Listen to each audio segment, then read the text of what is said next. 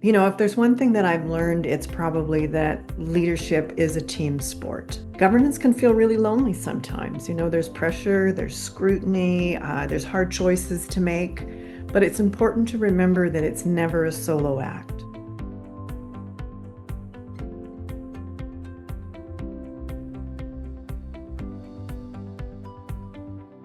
The truth is that none of us gets here on our own. And sometimes our leadership roles look a little bit different every day. I'm inspired a little bit by the Blue Jays. Thinking about it and leadership, some days we're in the outfield. We're watching the play and we're scanning the horizon and we're ready to act to catch that ball when we need to. Other times we're on the pitcher's mound. We're front and center in leadership.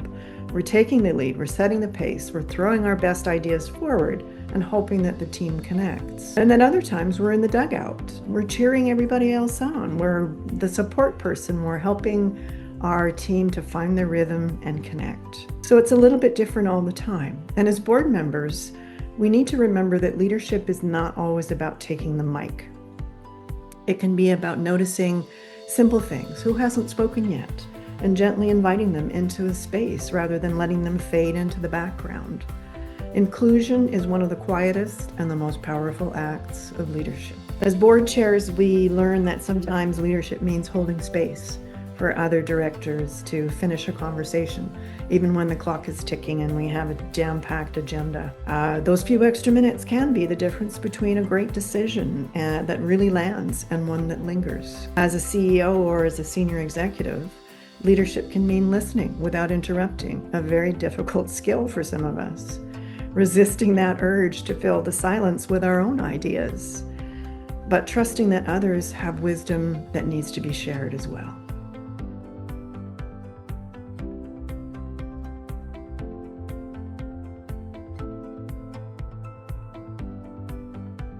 So I believe that every leader needs a circle.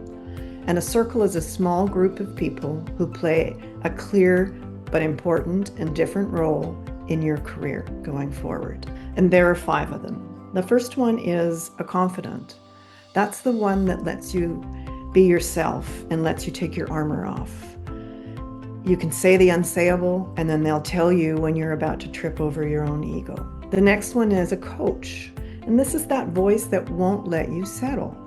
It keeps pushing you to grow, to stretch, and to try again, even when you're tired. The next is a wing person.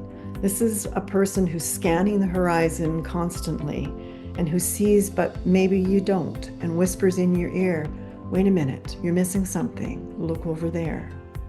The next one is a contrarian.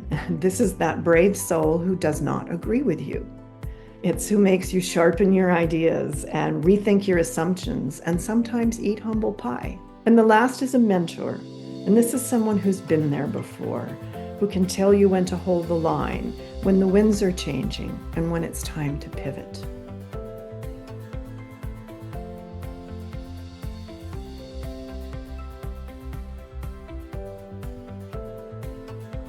So in these times of rapid acceleration and disruption, the way I think about it is governance is our compass in times of uncertainty and our anchor in times of challenge. The pace of change right now is unlike anything that we've experienced before.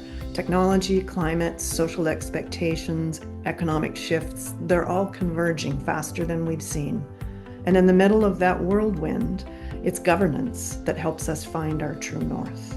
When the world speeds up, as a board director, it can be really tempting to think we need to move faster, to fix quicker, and to jump ahead without thinking. But great governance asks us to pause, to look at the map, and to steer with intention rather than impulse. So when the challenge comes, and it will, when pressure builds, when criticism rises, when tough calls need to be made, governance holds us steady. It reminds us that values, transparency, and accountability are not optional. They're the anchor that keeps our institutions grounded. So if there are 3 takeaways I'd like to leave with you, they are these.